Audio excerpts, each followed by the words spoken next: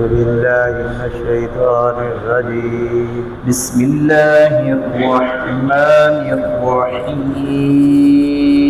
بسم الله الرحمن الرحيم. قل الحمد لله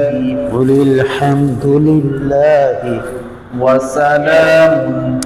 وسلام على على عباده الذين اصطفى.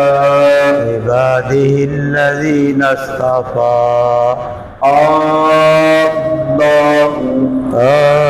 الله خير خير أما يشركون. عما يشركون. أمن خلق السماوات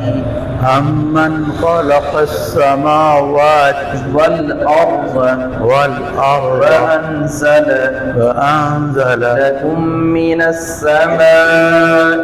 لكم من السماء ماء فأنبتنا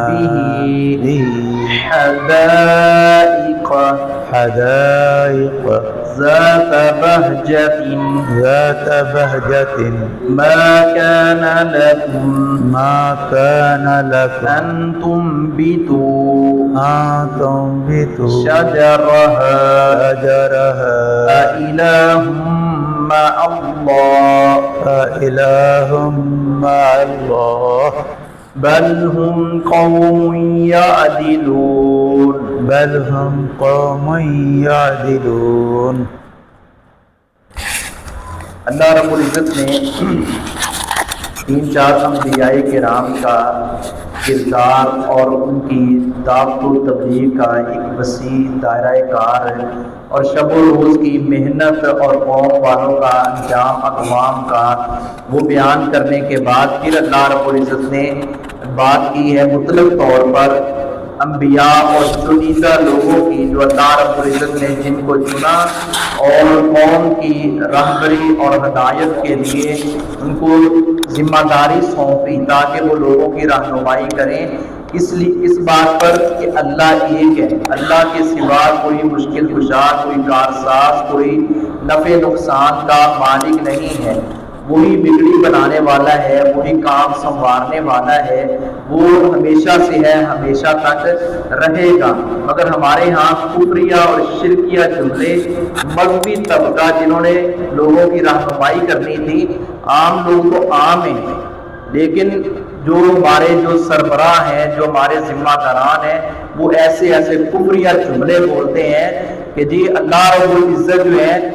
ان کا پکڑا ہوا، ان کی گرفت کیا ہوا جو ہے اگر جہنم میں چلے بھی گئے، ہم نے نعوذ باللہ انہوں نے یہ بات یہاں تک کہہ دی کہ ہمارے فلاں بزرگ جو ہے وہ تو کھینچ کر حضرت فلاں صاحب وہ ہمیں لے کر کھینچ کر جنت میں لے جائیں گے، تو یہ ان کے آگے تو کچھ بھی نہیں ہے، یہ ہمارے سفارشی ہیں اور یہ ہمارے جو ہے بگڑے ہوئے کام سنوارتے ہیں۔ یہ شرکیہ اور کفریہ جملے ایک سے بڑھ کر ایک اب تو انتہا ہو گئی ہے۔ تو اللہ رب العزت نے تذکرہ کیا اس بات کا کہ لوگوں جو رب ہے جس نے یہ سارا کچھ پیدا کیا ہے وہ بہتر ہے یا جن کو تم اللہ کا شریک ٹھہراتے ہو وہ بہتر ہے؟ یہ ایک سوالیہ انداز میں اللہ رب العزت نے یہ بات کیا، چونکہ ایسا ہے نہیں، ان کے اندر تو خیر ہی ہے ہی نہیں، سرے سے ہی نہیں ہے، جو معبودان باطلہ ہیں۔ اور ان لوگوں نے بھی بسا اوقات جو اللہ رب العزت کے شریک ٹھہراتے ہیں انہوں نے بھی اس بات کا اپنا اظہار کیا ہے کہ اللہ رب العزت والا انسالتہم من نزل من السماء ماء فاحیا به الارض من بعد موتها لیقولن اللہ، کہ آپ ان سے سوال کریں کہ اللہ رب کون ہے جو نازل کرتا ہے آسمان سے پانی، اور کون ہے جو دوبارہ زندگی کے بعد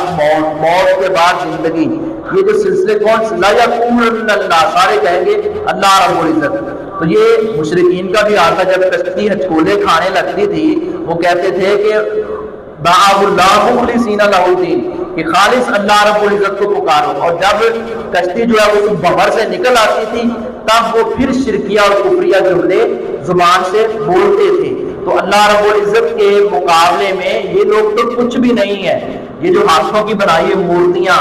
یا خانقاہیں یا مزار جہاں جا کر نظریں منتیں مانگی جا رہی ہیں اللہ کے سوا غیروں کے نام کی، یہ ساری کے سارے عقیدے کی اور اعمال کی تباہی کا یہ باعث یہ چیزیں ہیں۔ یہ لوگ اللہ کے مقابلے میں کچھ بھی حیثیت نہیں رکھتے۔ قل الحمدللہ، آپ کہہ دیجئے تمام تعریفیں للہ اللہ ہی کے لیے ہیں، وسلام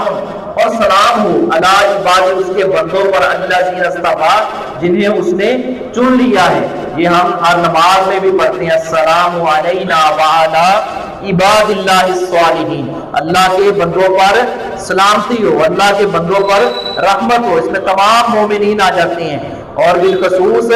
اس میں انبیاء کرام اور صحابہ کرام اولین مخاطب ہیں اس کے، کہ سب سے نمایاں کردار اور امت کے خیر خواہ اور امت کے راہبر اور رہنما وہ لوگ ہیں، تو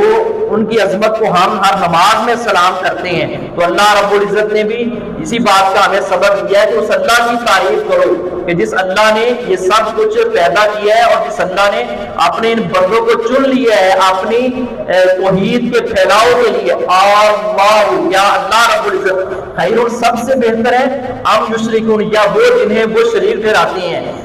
یہ جن کو کرنی بھرنی والا سمجھا جا رہا ہے، یہ بہتر ہے یا رب بہتر ہے؟ تو سچی بات تو یہی ہے، یہ تو کچھ بھی نہیں، یہ تو پیدا کیے گئے ہیں، اور وہ پیدا نہیں کیا گیا، وہ پیدا کرنے والا ہے، یہ مخلوق ہے، وہ خالق ہے، اور ان کو اللہ رب العزت کا شریک ٹھہرانا یہ کیسے بہتر ہو سکتے ہیں؟ امن خلق السماوات، یا وہ اللہ جس نے پیدا کیا آسمانوں کو والارض اور زمین کو، وانزل، اور اس نے اتارا لکم تمہارے لیے من السماء، آسمان سے، ماء، پانی، وہ اللہ رب العزت جس نے آسمان سے زمینوں کو بھی پیدا کیا، آسمانوں کو بھی، اور آسمان سے پانی نازل، پھر ہم نے اگائے بھی اس کے ذریعے سے حدائق، باغات، حدیقہ کی جمع ہے، حدیقہ باغ کو کہتے ہیں، اور حدیقہ اس باغ کو کہتے ہیں جس کے ارد گرد باڑ لگی ہو۔ پھر یہ معروف ہو گیا، مفسرین نے لکھا ہے کہ ہر باغ کو عربی میں حدیقہ کہنے لگا، حدیقہ کی جمع حدائق۔ یہ باغات کس نے اگائے ہیں؟ ذات بہجت، پر رونق، ما کان لہم، نہیں تھی قدرت انہیں، نہیں تھی تمہیں قدرت، ان تم بے، تو یہ کہ تم اگاتے، شجرہ، ان کے درخت، یہ تمہارے اندر یہ سکت، یہ قوت، یہ قدرت نہیں ہے، یہ قدرت اللہ رب العزت کے پاس ہے، اس نے اگائے ہیں۔ انسان اتنی مرضی محنت کر لے، مشقت کر لے، کھادیں ڈال لے، ہل چلا لے، پانی لگا لے، اچھا پانی لگا لے، شیریں اور